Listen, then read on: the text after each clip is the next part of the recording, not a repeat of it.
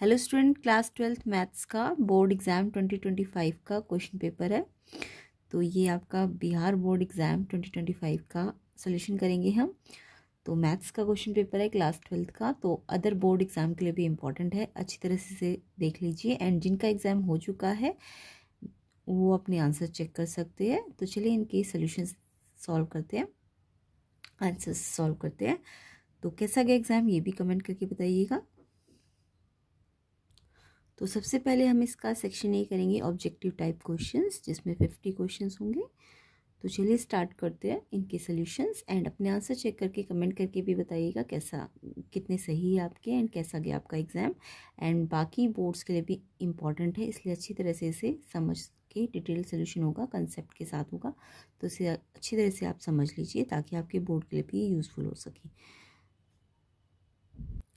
तो देखिए first question अगर हम देखें, इंटीग्रेशन 5x यानी fx की जगह इन्होंने 5x लिख दिया, यानी कि fx ही है। अगर मैं किसी फंक्शन का इंटीग्रेशन करूं अल्फ़ा टू बीटा, फिर सेम फंक्शन का अगर इंटीग्रेशन करें बीटा टू अल्फ़ा तो एंड ऐड करें तो क्या रिजल्ट मिलेगा आपको। तो बहुत ही सिंपल सा क्वेश्चन था। तो यहाँ पे आपको ये फॉर्मूला याद रखना है, जब भी कोई फंक्शन होता है fx उसका इंटीग्रेशन करते हैं, अगर आपको लिमिट a से b दी है और बाद में b से a दी है, यानी पहले a से b और वापस b से a पे गए और प्लस है, तो आपको पता है कि कोई भी कुछ भी फंक्शन हो सकता है ना। तो चाहे वो x हो, क्या पता सिर्फ x हो, है ना, क्या पता 1 हो, तो 1 का आंसर x आएगा। तो मैं फंक्शन को सबसे छोटा फंक्शन 1 मान के चलती हूँ। ये फंक्शन fx जो है वो 1 है, ये फंक्शन fx भी क्या है 1 है। तो 1 का इंटीग्रेशन करोगे तो क्या मिलेगा, x मिलेगा ना, और फिर उस पर लिमिट लग जाएगी a से b और फिर सेम x पे ही लिमिट लग जाएगी b से a, है ना।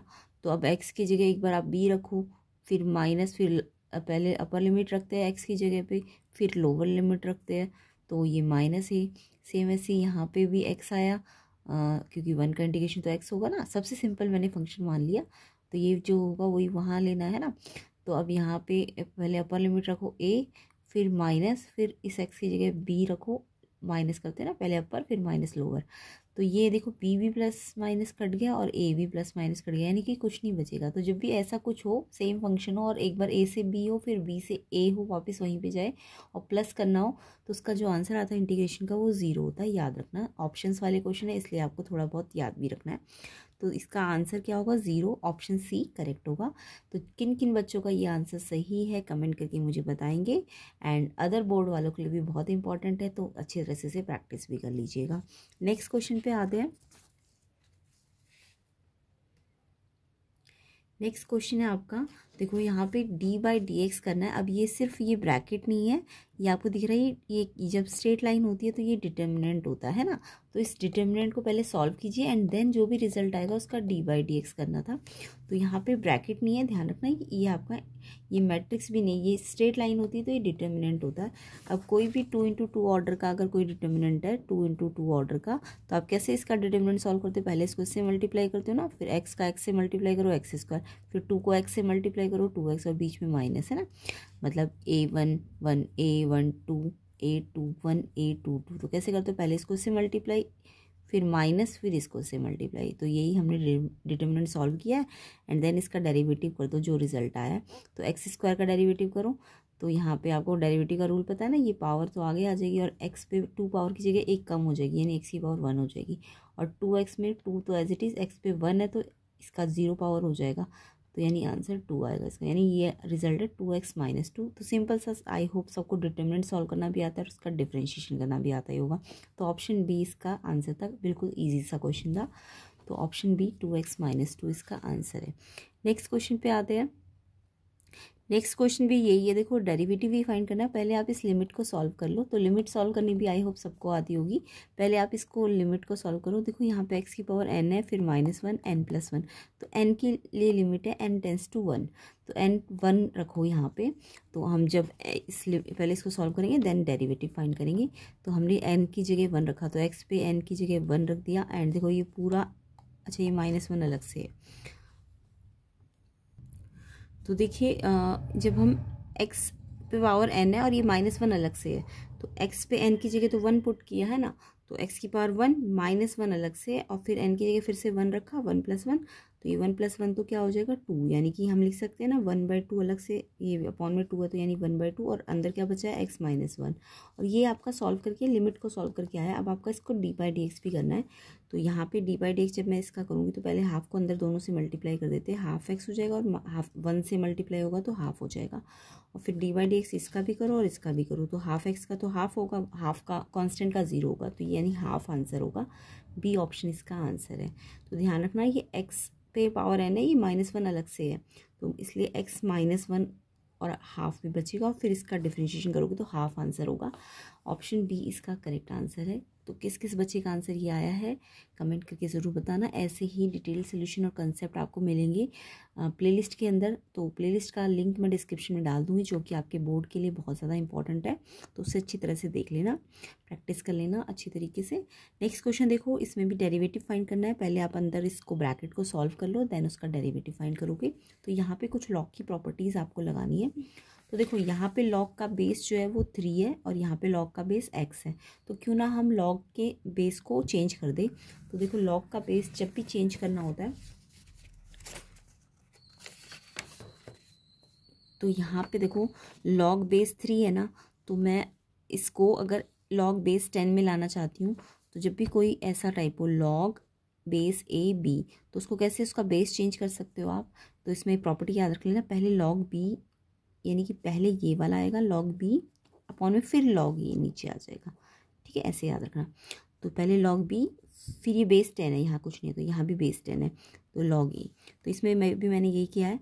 तो लॉग 3x है तो पहले लॉग x ऊपर आएगा फिर लॉग 3 आएगा, ये लॉग बेस 10 में दोनों को चेंज कर दिया। सेम ऐसे इसमें भी करो, पहले लॉग 3 आएगा ऊपर और फिर नीचे लॉग x आएगा, ये भी लॉग बेस 10 में है, यहाँ कुछ नहीं लिखा ना, बेस यानी बेस 10 है। अब देखो आपको दिख रहा है ये लॉग x से लॉग x कट गया और लॉग 3 से लॉग 3 कट गया, यानी सब कुछ कट के 1 आ गया। अब 1 का आपको d/dx भी करना है, तो कॉन्स्टेंट का जब भी d/dx करते हैं तो आंसर क्या आता है 0। तो 0 आंसर देखो कौन सा ऑप्शन है, ये आपका डी ऑप्शन है। ऑप्शन डी इसका करेक्ट आंसर है, ठीक है। तो इजी सा ही था, बस ये लॉग की प्रॉपर्टी आपको ये वाली आनी चाहिए, समझ आ गया। नेक्स्ट क्वेश्चन पे आते हैं, क्वेश्चन नंबर 5 पे। यहाँ पे आपको बोला है लॉग x की पावर 100, यहाँ पे बेस कुछ नहीं है यानी 10 बेस मान लेते हैं, तो जब कुछ ना बेस दिया तो यानी यहाँ हमें ये वाला तो पता है ना x की पावर 100, तो d/dx करना है। तो यहाँ पे log x नहीं है, अगर log x होता तो सिर्फ 1/x होता, d/dx करके 1/x, बट क्योंकि x नहीं है, x की पावर 100 है, तो आप इसमें चेन रूल लगा सकते हो। तो log x का तो सबको पता है ना, log x का आपका 1/x होता है, बट 1/x की जगह तो ये x की पावर 100 है, तो 1/x की पावर 100। अब क्योंकि ये x की पावर 100 है तो इसका भी फिर से आपको डेरिवेटिव करना पड़ेगा ना, तो x की पावर 100 का डेरिवेटिव करोगे तो पहले पावर आगे आ जाएगी और x पे एक पावर कम हो जाएगी, यानी कि जब भी लॉग बेस लॉग x हो तब तो 1/x है, बट लॉग x नहीं है, x की जगह 100 है, तो पहले तो x की जगह हमने x 100 लिखा, फिर क्योंकि x नहीं है तो इसका चेन रूल से फिर से आप पूरा डिफरेंशिएशन करो इस x की और 100 का, तो इसका डिफरेंशिएशन करना तो आता होगा, 100 आगे आ जाएगा और x पे एक पावर कम हो जाएगी। अब देखो x 99 है और x नीचे 100 है, तो यहाँ से x 99 से कटा तो x 100 में एक x बचा नीचे, तो ये 100/x इसका आंसर होगा। ऑप्शन सी इसका करेक्ट आंसर है। तो सिंपल ही क्वेश्चन है, पहले आपको अंदर सॉल्व करना आना चाहिए, क्या पता लॉग की प्रॉपर्टी लगानी हो, क्या पता लॉग को आपको चेन रूल लगाना हो, तो इस तरीके से करना है क्वेश्चन। नेक्स्ट क्वेश्चन देखो, तो इसका आंसर सी ऑप्शन है। अगला क्वेश्चन देखेंगे, यहाँ भी डेरिवेटिव ही निकालना है, साइन इनवर्स 2x √1 - x² का। पहले अंदर आप इसको पूरे ब्रैकेट को सॉल्व कर लो, देन उसका डेरिवेटिव फाइंड करेंगे। तो ये आपका एनसीईआरटी का ही क्वेश्चन है। हाँ, तो देखो यहाँ पे हम जब भी ऐसा दिया हो साइन इनवर्स और यहाँ पे 2x √1 - x² हो, तो साइन इनवर्स जब फंक्शन होते हैं तो हम ना यहाँ पे सब्स्टिट्यूशन लगाते हैं। अब यहाँ पे जब यहाँ साइन इनवर्स है तो यहाँ x को ना या तो आप साइन थीटा लेट कर लो या कॉस थीटा भी कर सकते हो। तो उससे क्या होगा, x को जब मैं साइन थीटा लेट करूँगी तो थीटा जो है ना वो साइन थीटा निकालना है, तो साइन यहाँ चला गया तो साइन यहाँ से यहाँ जाएगा तो साइन इन्वर्स बन जाएगा ना, तो थीटा आपका साइन इन्वर्स x हो जाएगा। ये याद रखना, x को आप साइन थीटा लेट करोगे तो थीटा आपका साइन इन्वर्स x है। अब यहाँ x की जगह मैंने साइन थीटा रखा है, तो जहाँ x है वहाँ साइन थीटा रख दिया, इस x की जगह भी साइन थीटा रख दिया। देखो इस पर स्क्वायर है तो इस पर भी स्क्वायर लगा दिया। अब आपको दिख रहा है 2 साइन थीटा और ये 1 - साइन स्क्वायर थीटा क्या होता है, कॉस स्क्वायर थीटा होता है ना, और उस पर तो रूट लगा हुआ है, तो रूट के अंदर जब भी कोई चीज़ स्क्वायर में हो तो सिंगल कॉस थीटा बाहर आ जाएगा। अब ये आइडेंटिटी है 2 साइन थीटा कॉस थीटा, ये होता है साइन 2 थीटा। तो साइन 2 थीटा और साइन इनवर्स। अब साइन इनवर्स के साथ साइन जब भी होता है तो ये कट जाता है ना, साइन इनवर्स से साइन, तो जस्ट 2 थीटा आ गया। तो डी बाई डी एक्स निकालना है 2 थीटा का, डी बाई डी एक्स इसका निकालना है 2 थीटा का, जबकि यहाँ तो थीटा आया और यहाँ पे तो एक्स है, डी एक्स है ना, एक्स के रिस्पेक्ट में करना है। तो थीटा को मैंने अभी चेंज करना सिखाया ना, साइन इनवर्स एक्स, थीटा की जगह हम क्या लिख देंगे, साइन इनवर्स एक्स, क्योंकि आपको डी एक्स की रिस्पेक्ट में निकालना है, तो थीटा की रिस्पेक्ट में नहीं निकालना। तो थीटा को इन एक्स, थीटा की जगह हमने साइन इनवर्स एक्स लिख दिया, तो यहाँ पे थीटा की जगह साइन इनवर्स एक्स, तो 2 साइन इनवर्स एक्स का डेरिवेटिव फाइंड करना है। अब यहाँ पे 2 तो एज इट इज़ आ जाएगा, कांस्टेंट है। अब साइन इनवर्स एक्स का डेरिवेटिव सबको पता है ना, 1/√1 माइनस एक्स स्क्वायर, तो ये वाला ऑप्शन आपका ऑप्शन सी है, ये आंसर है 2/√1 माइनस एक्स स्क्वायर। तो एनसीईआरटी का ही क्वेश्चन था, ये सिंपल ही था, सी ऑप्शन इसका आंसर है। नेक्स्ट क्वेश्चन पे आते हैं, क्वेश्चन 7, ई की पावर 2 log x इंटीग्रेशन करना है।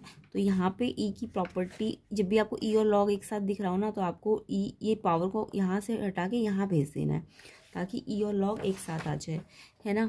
तो यहाँ पे आपको दिख रहा है ना, ई और लॉग एक साथ है, पावर में बन सकता है। अगर मैं लॉग का यहाँ जो 2 है वो हटा दूँ तो कैसे हटेगा ये 2, आपको ये वाली प्रॉपर्टी पता होगी। अगर ये ए लॉग बी है तो आप ये जो आगे वाला ए होता है इसको इस बी की पावर में ला सकते हो, तो यहाँ पे ए ऊपर आ जाता है। तो सेम ऐसे ही मैंने किया, क्योंकि ई और लॉग जब एक साथ हो जाएंगे ना, तो जो भी यहाँ पे एक्स होगा ना, अगर कुछ भी ई लॉग एक्स है तो सिर्फ आंसर एक्स मिलता है हमको। अगर ई की पावर लॉग एक्स है तो सिर्फ आंसर एक्स मिलता है, ये प्रॉपर्टी आपको आनी चाहिए।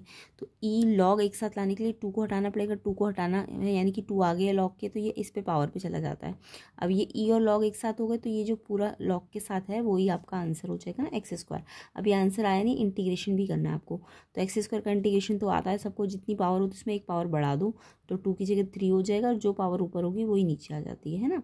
यानी एक्स की पावर एन का अगर इंटीग्रेशन करते हो, इंटीग्रेशन ऑफ एक्स की पावर एन, तो क्या करते हैं हम, एक्स पे एक पावर बढ़ाते हैं और जो पावर ऊपर आती है वही नीचे आती है, तो ये इंटीग्रेशन का फॉर्मूला होता है।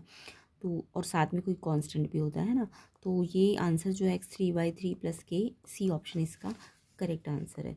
सी ऑप्शन किस किस बच्चे का आया था, आंसर कमेंट करके ज़रूर बताना। अब देखो यहाँ पे क्या है, 8th क्वेश्चन, यहाँ पे डी बाई डी एक्स करना है। इसमें भी देखो ये स्ट्रेट लाइन बनी है ना, यानी ये आपका क्या है, ये एक आपका डिटर्मिनेंट है। पहले डिटर्मिनेंट को सॉल्व करो 2 × 2 ऑर्डर वाला, और फिर उसके बाद उसका डेरिवेटिव निकालो। तो ये भी बहुत ही सिंपल सा क्वेश्चन है। तो 2 × 2 ऑर्डर का इंटीग्रेशन, सॉरी डिटर्मिनेंट कैसे सॉल्व करना बताया है, पहले इसको इससे मल्टीप्लाई करो 4 × x 4x, और फिर इसको इससे मल्टीप्लाई करो 15 4 × 60, और बीच में माइनस का साइन। अब इसका आपको डेरिवेटिव करना है, तो 4x का करोगे तो 4 आएगा, और कांस्टेंट का डेरिवेटिव करोगे तो 0 आएगा, तो यानी आंसर 4 आ जाएगा। ऑप्शन बी इसका आंसर है।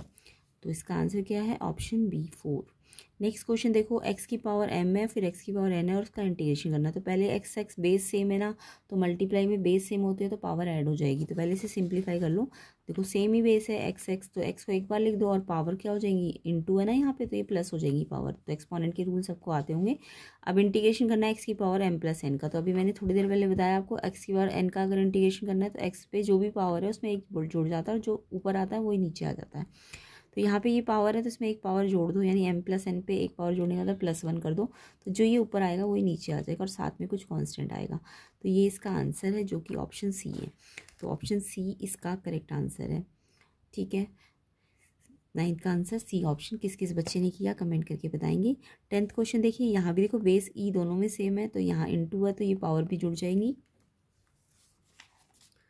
तो पहले तो इसको अंदर अंदर सॉल्व कर लो, ई बेस सेम है तो एक बार लिख दिया, और ये दोनों पावर जुड़ जाएगी, x + 3 हो जाएगा। जब x और 3 जुड़ेगा अनलाइक है तो ऐसे एज इट इज़ लिख दोगे ना।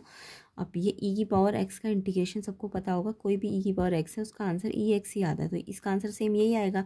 बस ये क्योंकि लीनियर है तो इसका हम जो भी इसका कोफिशिएंट होगा लीनियर का वो नीचे आ जाता है, ये रूल होता है इंटीग्रेशन का।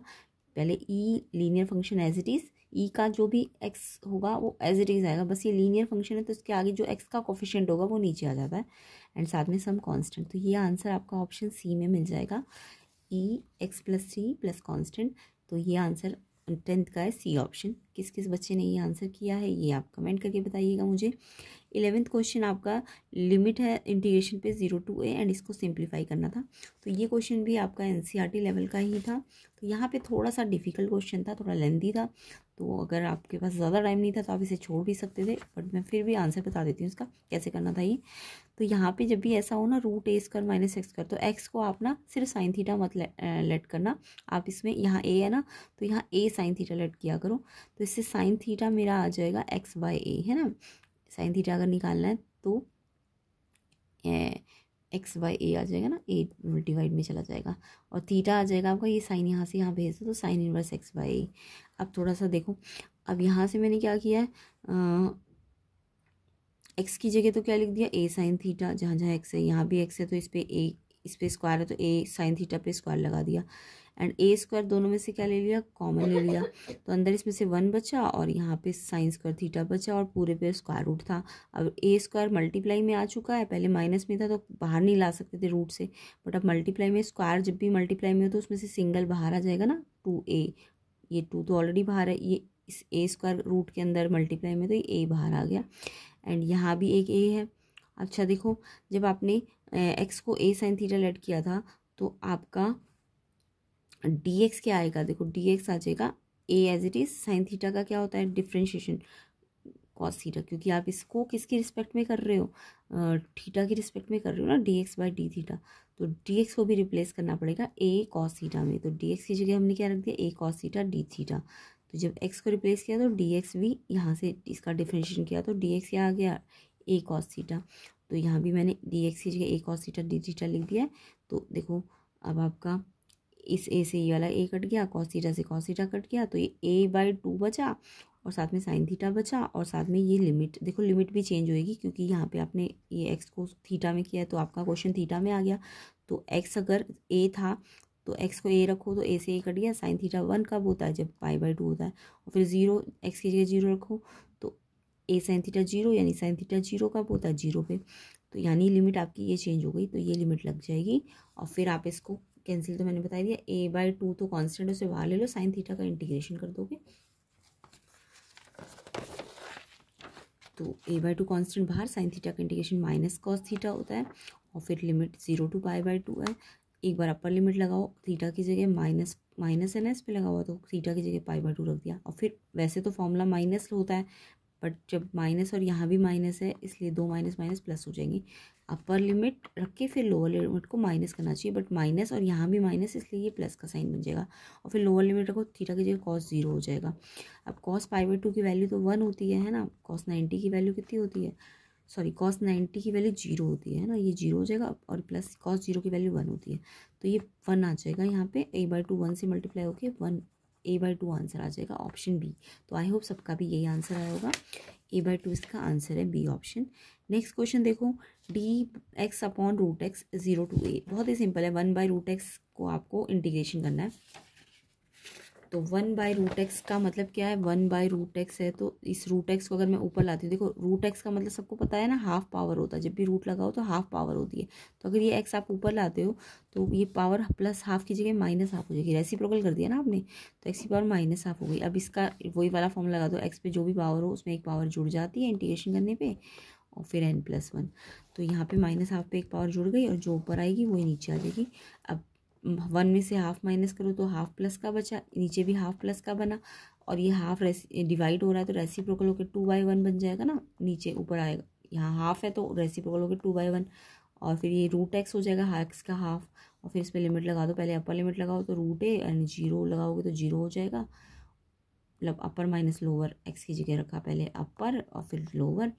अब ये 2 बाहर है, 2 रूट ए आंसर हो जाएगा, ऑप्शन बी इसका करेक्ट आंसर है, 2 रूट ए आंसर है इसका 12th क्वेश्चन का। नेक्स्ट क्वेश्चन देखो, नेक्स्ट क्वेश्चन है आपका, ये तो बिल्कुल एनसीईआरटी का ही क्वेश्चन था, 0 to पाई बाई 2 इंटीग्रेशन करना है दिस।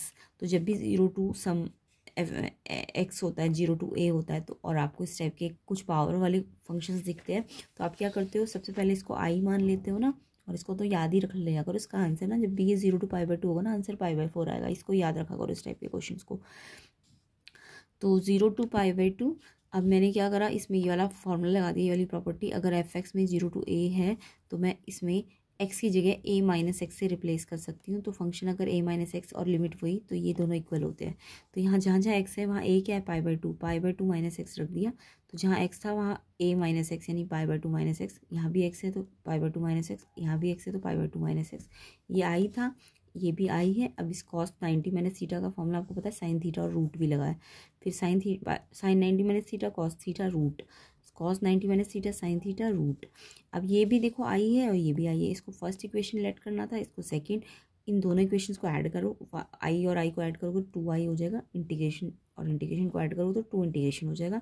एंड देखो इसको ऐड करोगे, ये दोनों फ्रैक्शंस है ना, ये भी और ये भी, इन दोनों के डिनोमिनेटर सेम है ना, तो एक बार डिनोमिनेटर लिख दिया। जब सेम डिनोमिनेटर होते हैं तो एक ही बार लिखते हैं, और फिर जो ऊपर होता है इसके ये भी आपस में प्लस हो जाएगा, है ना, क्योंकि ऐड कर रहे हो। अब ये देखो बिल्कुल एज इट इज आ गया ऊपर नीचे, तो ये कट जाएगा 1। अब आपको पता है 1 का इंटीग्रेशन करते हो तो क्या मिलता है, 1 का इंटीग्रेशन करोगे तो x मिलेगा, और लिमिट लगा दो 0 टू पाई बाई टू। अब पहले अपर लिमिट रखो x की जगह पाई बाई टू आ जाएगा, फिर लोअर लिमिट रखो 0 आ जाएगा, एंड माइनस होता है बीच में। अब पाई बाई टू और ये 2 यहाँ से हटेगा, यहाँ मल्टीप्लाई 2 हो रहा है तो वहाँ हाफ हो जाएगा उस साइड जाके। तो पाई बाई 4 इसका आंसर याद कर लिया करो, ऑप्शन सी इसका आंसर है पाई बाई 4।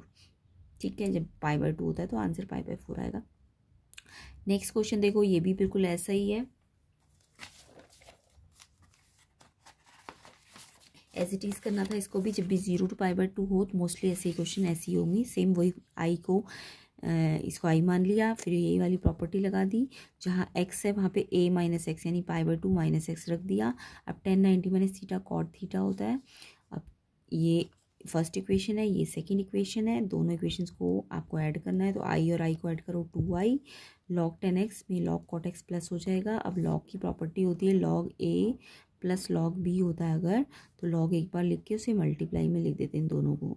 ये प्रॉपर्टी लगानी है, log एक बार लिख दिया, और ये 10x और cot x बीच में प्लस आना तो ये मल्टीप्लाई में आ जाएंगे। 10x और cot x आपको पता है, cot x क्या होता है, 10x का रेसिप्रोकल 10, और ये 1/10 है ना, तो 10 से 10 कट के, यानी log 10 और cot जब भी मल्टीप्लाई होंगे तो आंसर 1 मिलेगा, यानी ये log 1 मिल जाएगा। log 1 का आंसर आपको पता है, log 1 कितना होता है 0, और 0 का इंटीग्रेशन करोगे तो 0 मिलेगा।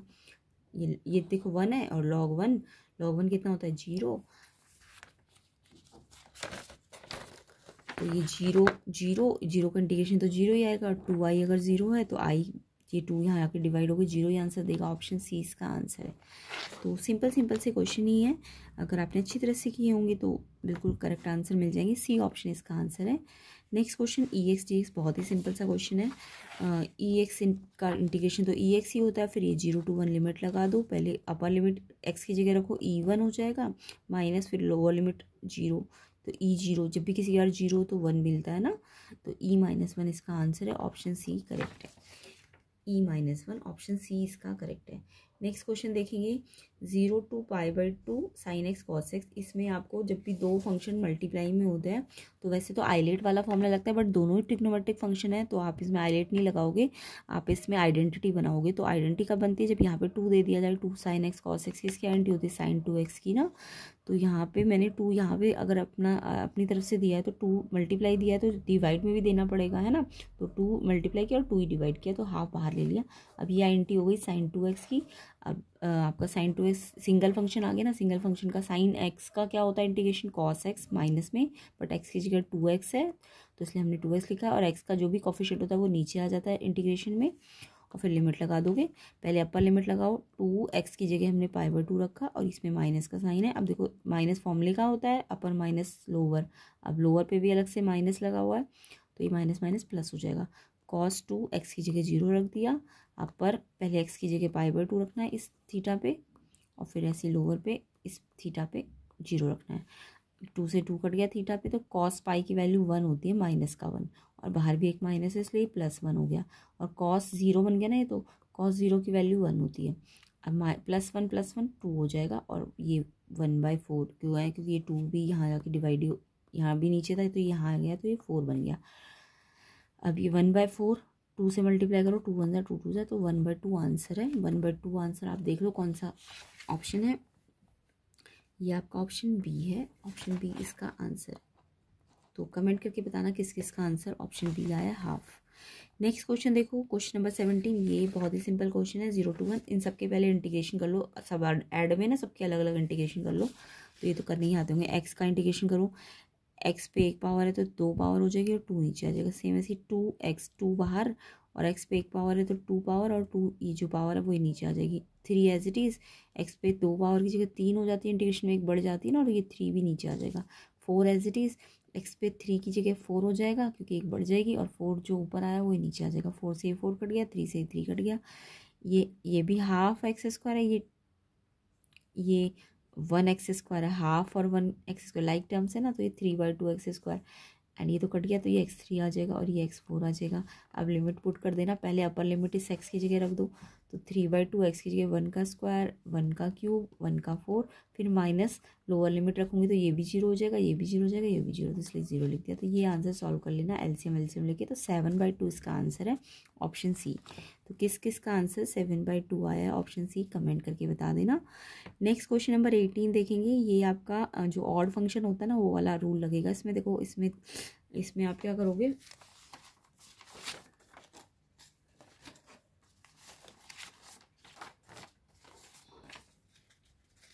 इसमें आपको पता है ना, जब आप f(x) को अगर -x रिप्लेस करते हो और आपको -f(x) मिल जाए, और जो भी लिमिट हो अगर ऐसा कुछ -f(x) मिल जाता है तो ये ऑड फंक्शन होता है, और ऑड फंक्शन का जो इंटीग्रेशन होता है वो 0 होता है। ये सबको रूल पता है ना। तो यहाँ पे भी यही होगा, साइन माइनस एक्स, एक्स की जगह आपने -x रख दिया, और कॉस क्यूब -x है ना। अब यहाँ पे साइन -x तो माइनस साइन एक्स ही मिलेगा, बट कॉस -x आपको पता है कॉस x ही होता है ना। कॉस -x क्या होता है, भले ही इसमें पावर 3, बट कॉस -x तो कॉस x ही होता है, और फिर अलग से 3 आप ऐसे, तो कॉस क्यूब -x को कॉस क्यूब x भी लिख सकते हो। तो यानी कि मेरे को जो फंक्शन था बिल्कुल वही फंक्शन मिला, बस उसका नेगेटिव फंक्शन मिला। मेरे पास फंक्शन ये था बट मुझे नेगेटिव फंक्शन मिल गया, है ना। तो यानी कि जब भी फंक्शन में x माइनस रखने पे -f(x) मिल जाए तो ऑड फंक्शन होता है, इंटीग्रेशन 0 होता है, यानी ये ऑड फंक्शन है, इसका इंटीग्रेशन 0 होगा। तो इंटीग्रेशन 0 यानी कि इसका आंसर सी ऑप्शन हो जाएगा। ठीक है, नेक्स्ट क्वेश्चन पे आते हैं, 19 क्वेश्चन। ये तो बहुत ही सिंपल सा था, 100x⁻99 पे इंटीग्रेशन है। तो पहले तो ये 100 बाहर ले लो, और x⁻99 है तो एक पावर जुड़ जाएगी ना इंटीग्रेशन में, तो 100 हो जाएगी, और जो पावर ऊपर आती है वही नीचे आ जाएगी। इस 100 से ये 100 कट गया, और x की 100 पे पहले अपर लिमिट लगाओ, 1 पे 100 पावर लगाओगे, कितनी भी पावर लगा लो 1 ही आएगा, एंड फिर 1 फिर ये 0 है, 0 पे तो कोई भी पावर 0 देगा, है ना। तो आंसर 1 मिलेगा, ऑप्शन सी इसका आंसर हो जाएगा, ऑप्शन सी। नेक्स्ट क्वेश्चन देखेंगे, क्वेश्चन 20। ये भी अभी मैंने थोड़ी देर पहले बताया था, 1/√x का पहले इंटीग्रेशन कर लो। तो 1/√x का इंटीग्रेशन तो मैंने अभी सिखाया था, ये x की पावर हाफ है तो ऊपर आके -1/2, और एक पावर जुड़ेगी ऊपर भी और नीचे भी। तो ये आंसर तो अभी थोड़ी देर पहले निकाला ही था, ये हाफ, ये देखो ये 2 ऑलरेडी यहाँ पे ऑलरेडी है, वहाँ नहीं था पहले वाले क्वेश्चन में, यहाँ है। तो ये वाला 2 भी रेसिप्रोकल होकर यहाँ पे मल्टीप्लाई हो जाएगा तो 4 हो जाएगा। अब √x पे पहले 9 अपर लिमिट लगाओ, √9 हो जाएगा, फिर माइनस, फिर लोअर लिमिट लगाओ √x पे, तो √1 √9 3 होता है, 1 होता है, 3 - 1 2, 4 × 2 8। तो ऑप्शन ए इसका करेक्ट आंसर है, 8 आंसर आ जाएगा इसका। तो आई होप 20 क्वेश्चन में से आपके मोस्टली क्वेश्चन सही होंगे। कमेंट करके मुझे बताना 20 में से आपके कितने सही है। अब इसके बाकी के क्वेश्चंस हम नेक्स्ट पार्ट में कवर कर लेंगे। ये सारे डिटरमिनेंट से रिलेटेड क्वेश्चंस है, तो MCQs है, ऑब्जेक्टिव क्वेश्चंस है, वेरी वेरी इंपॉर्टेंट्स है। तो आपको अच्छी तरह से इन्हें प्रैक्टिस करना है, आपके बोर्ड एग्ज़ाम के लिए बहुत इंपॉर्टेंट है। एंड जिनका बोर्ड एग्ज़ाम हो चुका है तो उनके लिए तो ये इंपॉर्टेंट है ही, उनको चेक करना है, कमेंट करके बताना है कैसा गया एग्ज़ाम, एंड कितने 20 में से कितने सही है। बाकी के क्वेश्चंस के आंसर हम नेक्स्ट वीडियो में बना लेंगे, जिसका लिंक मैं डिस्क्रिप्शन में डाल दूंगी। एंड जिनके बोर्ड एग्जाम नहीं हुए, प्लेलिस्ट लिंक को ज़रूर चेक कर लेना, प्लेलिस्ट का लिंक मैं डाल दूंगी, जो कि आपके बोर्ड के लिए बहुत ज़्यादा इंपॉर्टेंट है। अच्छी तरह से उसमें से प्रैक्टिस कर लेना। 5 to 6 क्वेश्चन पेपर करते ही आपको बहुत सारे कंसेप्ट समझ आ जाएंगे, और डिटेल सोल्यूशन है, कंसेप्ट है, इसलिए आप अच्छी तरह से उन्हें प्रैक्टिस कर लेना ताकि आपका बोर्ड एग्जाम अच्छा जाए। तो इन सब क्वेश्चंस के आंसर हम नेक्स्ट पार्ट में कवर करेंगे। वीडियो को ज़्यादा से ज़्यादा शेयर कर देना, लाइक कर देना, एंड चैनल पर नए हो तो सब्सक्राइब ज़रूर कर देना।